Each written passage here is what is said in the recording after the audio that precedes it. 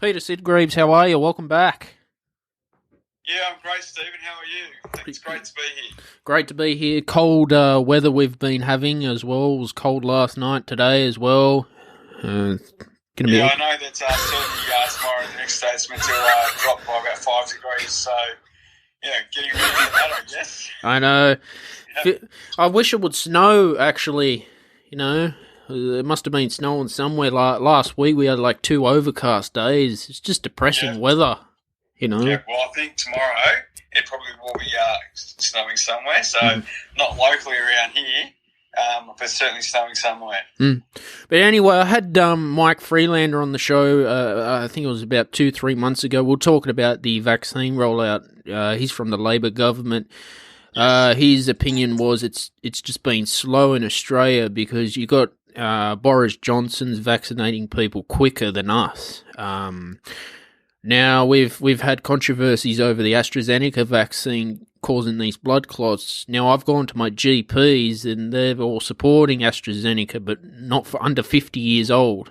They're advising me to get the Pfizer vaccine. Now, being a Liberal member, how do you feel about the vaccine rollout, Peter? Well, I think it can always be done quicker. What I will also say is that I know that New South Wales, along with the federal government and their GP network, we're actually also chipping in from a state perspective, and we're actually delivering Pfizer vaccines and AstraZeneca for that matter at a number of places. But so in Sydney, you've got Homebush, and they've set up a major vaccination centre there. And I know that recently it was open to 40 to 49-year-olds. And so I've registered for that, and I expect to get a call or a message in the next few days to schedule an appointment. And not only do they schedule the appointment, they schedule the second shot of that 3 weeks later. So, yes, while it can always be done sooner, I'd say that the New South Wales government is completely open to expediting that across our state.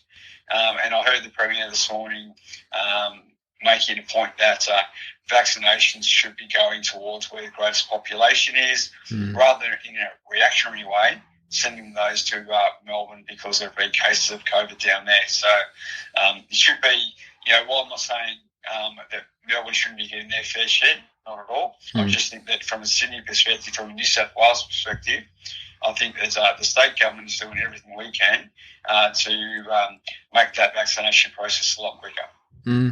Yeah, just hopefully we can, but I'm not sure if this is going to be a vaccine we have to have every year.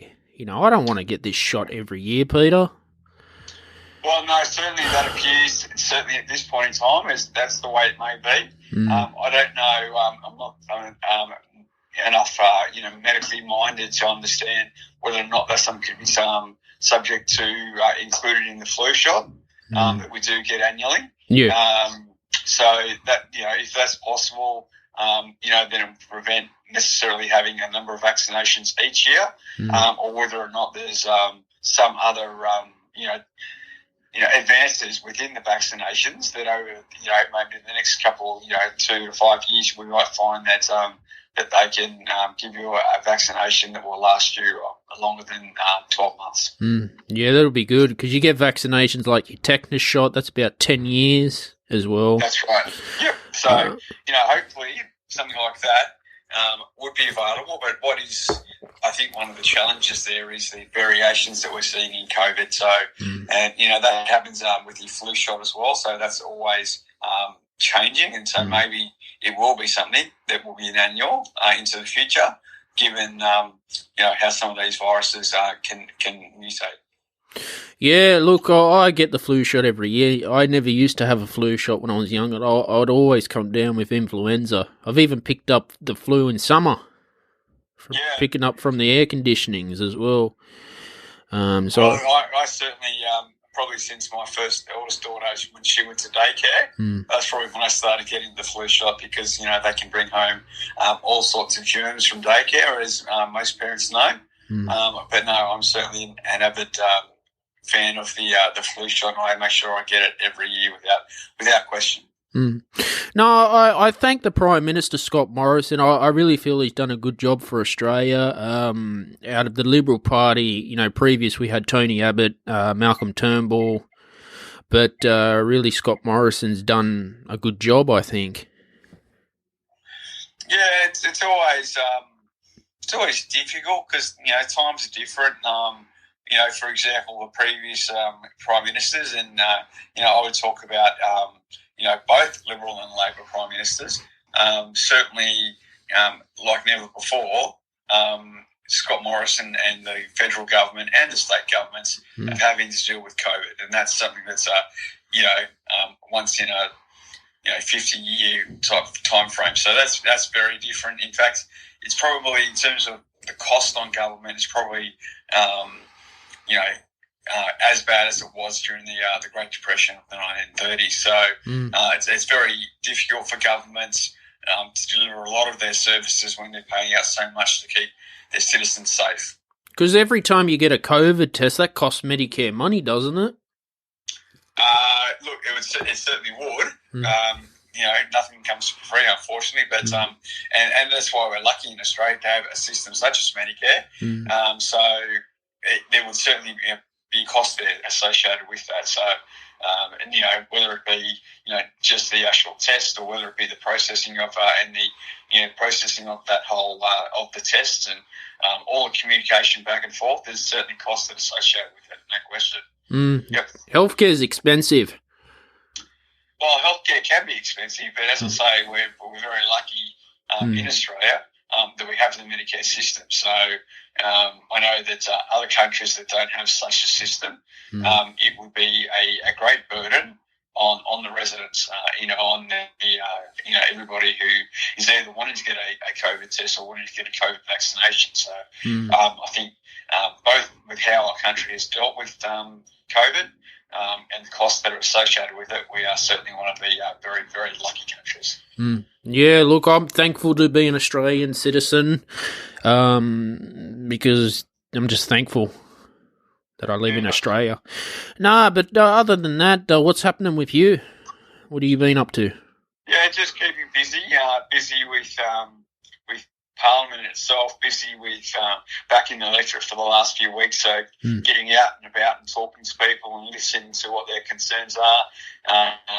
Having meetings with people that calling up while I was in Parliament, just to on a wide variety of matters. And a lot of committee work at the moment. So I'm on a few committees, and we all decided that those committee hearings would be. We started those in April when we had some time off, and they're still going through for some of the public hearing processes. But that's all part of the job. And, I love what I do. I love every aspect of that. I probably most enjoy getting out and talking to people and, listening to what their concerns are, what can be done better, but equally being able to provide them with some advice that may actually ease their mind a bit. So, but no, all aspects of the job, you keep very busy, but I certainly thoroughly enjoy it. Now, I remember last episode, I think I asked you, were you ever going to become Prime Minister? Is it hard to become a Prime Minister? Is it hard? Yeah. I'd say it's extremely hard. So you've got to be elected by the public. Once you're elected by the public, you've then got to be elected by your party. So I think it would become extremely hard. And, I certainly would not want to be the Prime Minister. I certainly wouldn't want to be the Premier. I've got a young family, and I do my best to balance my time between my family and my job as the local member. It's never 50-50, that's for sure. But particularly on weekends, I like to spend time with my family. But, then there are other people that have kids that are older or that don't have kids, and they are extremely devoted to their work as well.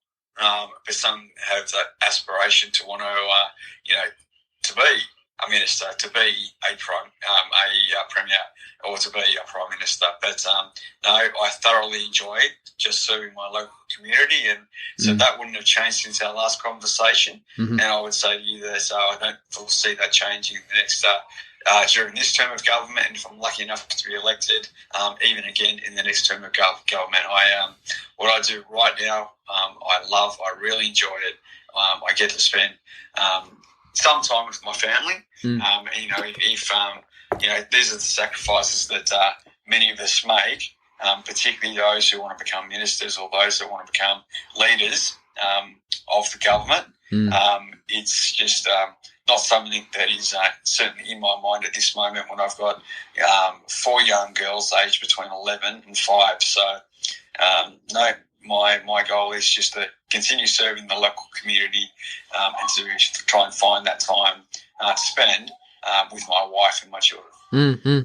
And IT-wise, have you been working on any IT lately, or what have you been? Not working on, but spending 20 years in the IT industry, it's probably gone from job to my passion now. Yeah. So whenever I do find some spare time, particularly after the girls go to bed, and yes, I'm still very much doing a lot of reading and some practical work in the IT area, and particularly things like cybersecurity and digital forensics. And if there's ever a need for any advice, like we have the Minister for Digital and Customer Service, then I'm always there and very happy to give my practical advice after 20 years in the industry.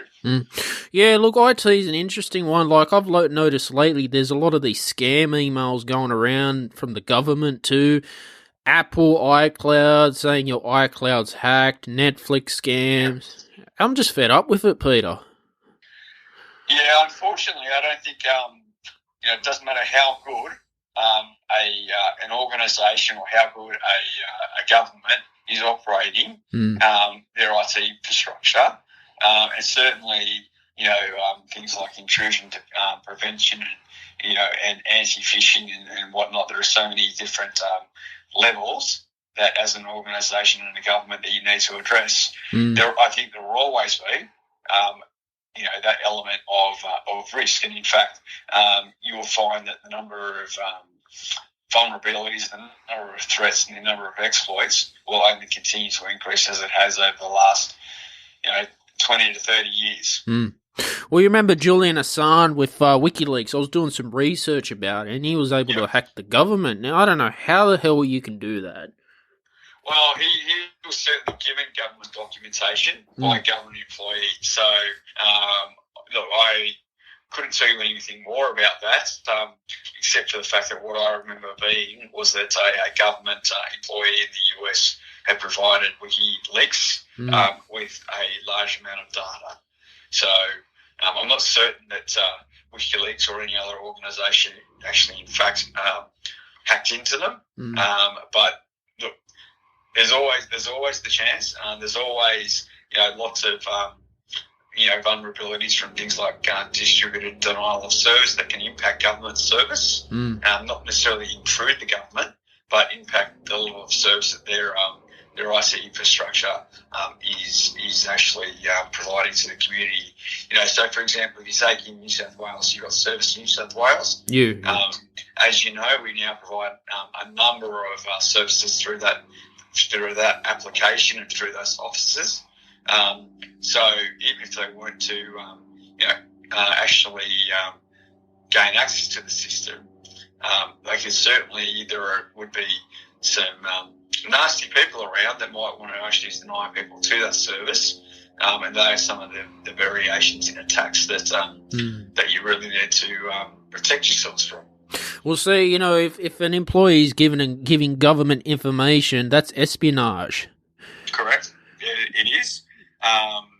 And in the couple of cases that I remember in the United States, they've kind of had to defect from the United States, to make sure that they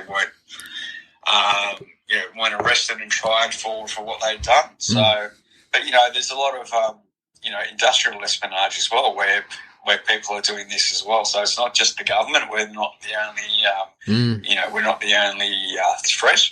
There's a lot of organisations out there that hold a lot of information about people, and just to give you a few examples, you've got social media networks, you've got, large corporations that hold enormous amounts of data, and the data they're holding is only getting larger and larger.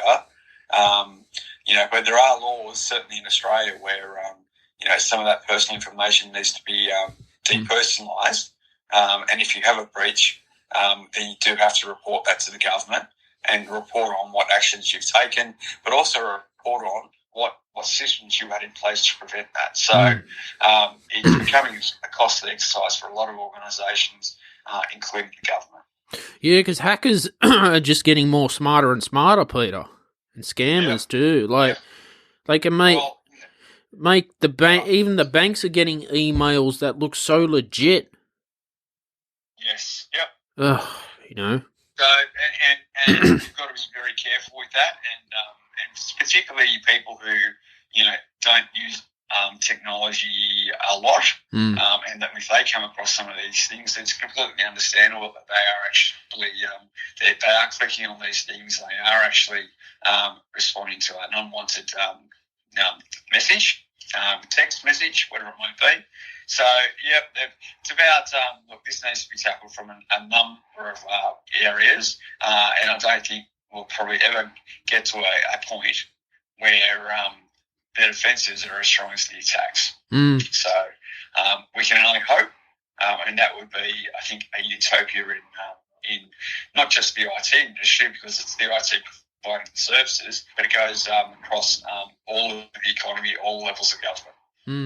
There's a show on Amazon Prime called Declassified. Yep. It talks about espionage in the United States. It's very interesting to watch. I highly recommend you check it out when you get a chance. Yeah, no, I haven't seen it, but that's again. Certainly, if I found some time, I'd love to watch it. But so if you pass on the details, whatever it was, and I'd definitely take some. Pay some attention to that, but that's absolutely all true. These things, that are held in classification for a certain amount of time, these are events that are probably happening somewhere in the world every day. Some organisations, some level of government, some charities even, they're all basically becoming victims of a lot of these attacks. Yeah, and a lot of it's got to do with the United States. Like, you've got these cases of espionage going against the US as well. It was these 3 mercenaries that were held political prisoner when George Bush was in power. That's now come out. That's some scary stuff, Peter. Well, it is scary, and certainly what we see now is not as bad as it could be, in the sense that a lot of those people can take down utilities. They can, if you're talking about a power station or electricity company being taken out, then we are so dependent on electricity these days that can impact a wide range of people. So these are some of the things that they can take down economies with. So they can take down healthcare services. So this is why it's extremely important, and particularly from a government point of view, that we're doing everything we can from a security perspective to absolutely minimise and mitigate the risks. Well, your doctor has all this information on their patients, and it's very private too. Now that gets hacked. Yeah, no, that's right. That's absolutely true. Like this, and even there are people out there, who have decided that they're okay, and it's an opt-in service where their information can be shared with other hospitals, for example. So, but it does. It's just it increases people's level of risk, and it's important for people to know that there's no system out there that's completely safe. Now, this MyGov, where you could access your medical records on MyGov, I don't trust that. Yeah, so it's certainly not a matter of trust, I would say, but it's always vulnerable to what I'm saying. And that's the example I gave earlier, Service New South Wales. They're big targets. Governments are big targets, but so are big companies and even multinational companies. So, I guess the higher profile you have, the bigger the risk becomes, particularly as I say, governments and large corporations. So. You know, but I believe that we're entitled to privacy as well. Like the government cracked down on Facebook as well. Yep. Apparently, Facebook was leaking data on people and tracking. I'm fed up with Facebook, Peter, and Instagram. Yeah, look, unfortunately, it's one of those things that in my role, it's a very effective way that I can communicate with my community. But what I can say to you personally is that as a person, as a member of the community, I don't really ever use Facebook personally. Occasionally I will, but certainly I don't use other social media platforms from a personal perspective. Yeah, that's what I've done with my business, is just using it for Shiels Productions. That's it. Yeah. You know. Yes. Look, social media is it has many benefits, you know, in connecting people. But there's also a cost benefit that people have to understand. They have to, do a self-evaluation on what they put out there in terms of, well, this is great, I'd like to share this with people, but are we sharing it? And it may become exposed. It's just, this is the kind of the world we're living in today, and there are a few ways that we can better educate people about these services, but also help protect them. Might as well go back to the old-fashioned way, the letter in the mail. Well, yeah. Look, that's interesting in itself. I know there's a debate going on at the moment whether Australia Post should return to daily mail services and whatnot. But look, potentially. But I just think that I think we're kind of gone beyond that point for a lot of the community.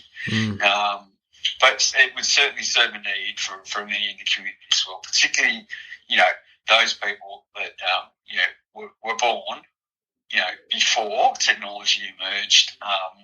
You look at kids these days at school, kids these days in their 20s, they were born into technology. They don't know anything else but technology. So it's it's an interesting one. I guess it's each their own. But look, my perspective is, I've said one of my passions is cybersecurity, and that's in the sense that it's about protecting these systems. It's about protecting people's information. So it's always going to be a challenge for people who are like-minded, in the sense they want to protect information, from attacks. They want to protect personal information. They want to protect organisational information. So it's it's both enjoyable, but it certainly is a challenge. Yeah, it'll only get worse and worse, with all this hacking and scamming going around. No, and statistics will show you that all of these things are increasing. So, as I say, it's something that I think needs to be dealt with. I'm not a big believer that the government should always be involved, but potentially I think in this instance, to a point, they need to be. But I think we'll always be chasing our tail when it comes to all these attacks, versus how systems are protected and whatnot. And at the end of the day, it's really hard. You can't protect people from doing it. But if you can educate them, you have some chance of reducing the success of a lot of these attacks. No, I like doing my old research on our former prime ministers too, and the former presidents. It seems to me the U.S. president wants to have power over everyone, and when you hear about the U.S. president, we always hear it in Australia. I've never understood that, Peter. Well, they've chosen to become their own republic, I guess, and that's the system they've gone with, and each to their own. I think there've been some fantastic US presidents. I think there've been some very average ones. But look, at the end of the day, it doesn't matter what position you hold, whether it be president of the United States or whether it be the Prime Minister of Australia or the Premier of New South Wales. The priority really is that you're working for the people. Right? And if you're working for the people, to improve their quality of life, then I think that's, if you keep that as your primary focus, then governments can always do a good job for the people. Well, George Bush, he was only talking about war all the time. That's all he ever talked about. Didn't really do much for the United States people. No, look, I probably am not up to date enough with US politics to comment on that. Mm-hmm. Certainly some of the major events happened during George Bush, like, for example, 9/11 and whatnot. But look, whether we went through from George Bush to Clinton, to Obama, to Trump, and now to Biden, I'm probably not au fait enough to actually understand what each of them achieved for their people. That's just a popularity contest in the States. That's all it is. Well, certainly to become president, I think you've got to, it is a lot about popularity, but, I think also, unfortunately, it's about, how much money you can raise. It should never be about money, in my view. It should be about, about what you've done or what you are planning to do for, to make lives of people in your community, big or small, a better place than what it was when you first entered the office. Well, because America's always been about war, Peter, and they've lied to the people as well. They've committed war crimes, the United States Army. And Guantanamo Bay, they've breached the Geneva Convention, and they've denied it. And I don't know why they would do such a thing like that. Well, I couldn't comment on that either. Certainly war crimes, and the Geneva Convention, they're things that I don't think you should ever be participating in. But I do see, and I think it's a real struggle, when you've got countries who are completely vulnerable and they're taken advantage of, do we let that happen?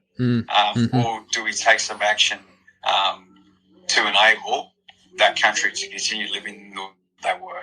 That's always a struggle, I think, and that's a struggle of both the mind and the heart. And ultimately, my view is that it doesn't matter whether we're talking about politics locally or whether we're talking about globally. My view is that we have to protect the vulnerable, right? So, and you've got to do that on an evidence base. You can't just do it on an emotional basis. You've got to do it on an evidence basis, and that is a very conflicting thing to consider. Yep. Well, there's I think some stuff coming out about the Australian SAS committing war crime. It's been in the paper with Ben Roberts. So look, I've read a bit about that, and I certainly think that given where that is at the moment, I don't think we can be certain there one way or the other. But look, I know there was a report that was released by the chief of the Defence Forces, and I had a look at that. It's very hard to read when I reckon about 50% of it is all redacted. So, No, it's certainly you've got to. There are rules of engagement there for a reason, if I can call it that, and they always need to be adhered to. Yeah, look, it's it goes to show that all militaries are doing it. They've all broken the rules, Peter. It's just what it is. And there's no excuse for it. I certainly agree with that. So I just think that when you've got to protect the vulnerable, you protect the vulnerable, but you don't cross the line. So I put it that simply. Yeah, look, Peter, great episode with you today. It's always great having you on the podcast. I want to thank you for coming out as well. Yeah, no, anytime whatsoever, and happy to do it again in another 3 months or however long it's been. And it's always a pleasure to come onto your show, Stephen. Where can people find you at Narellan Town Centre? Okay, yeah, so the entrance from Queen Street, which is opposite Australia Post. Awesome. Right? Otherwise, we're on the ground floor, shop 20. Of Narellan Town Centre. So it's on the old side of Narellan Town Centre, and it's directly opposite the the Rinellan Community Centre. And you're not at Camden anymore as well? No, look, and that's certainly a very tough decision to make, but at the end of the day, my electorate currently goes up to Luddenham, to Austral. Cool. Somewhere near, very close to Camden, but more importantly as well, very close to those main roads of Northern Road and Camden Valley Way and Narellan Road. So I'm able to actually support everybody in my electorate. Not that I wasn't before, but this just makes it, probably 10 minutes quicker to get to places that I need to get to, which means I can spend more time talking to people, I can spend more time helping people, I can spend more time back in the office and assisting with those that come into the office or in other important matters that I'm always dealing with anyway. Awesome. All right. Look, thanks for listening to today's episode of the podcast with Peter Sidgreaves. It's always great having Peter on the show. Podcasts are out every Friday. Subscribe to the podcast. Also, share the podcast on your social media so more people can listen to the show, the Stephen Shiels radio show. Also, leave a 5-star review on Apple Podcasts. Subscribe so you get notified and you can listen straight away. Bye for now.